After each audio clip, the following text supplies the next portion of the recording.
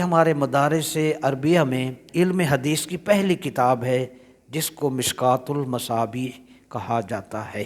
حضرت شیخ رحمۃ اللہ علیہ نے آج سے کم و بیش 490 سال پہلے اس کتاب مشکوٰۃ المصابیح کے شروع میں انہوں نے مقدمہ لکھا علم حدیث کے بارے میں کہ یہ ہے المقدمہ لشیخ عبدالحق دہلوی رحمہ الباری۔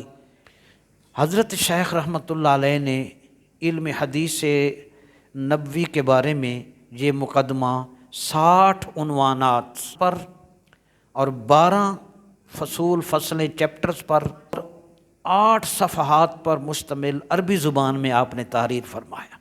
آغاز آپ نے فرمایا اعلم ان الحدیث فی اصطلاح جمہور المحدثین یطلق علی قول النبی صلی اللہ علیہ وسلم وفعلہ وتقریرہ وکذلک یطلق علی قول الصحابی وفعلہ وتقریرہ وعلی قول التابعی وفعلہ وتقریرہ۔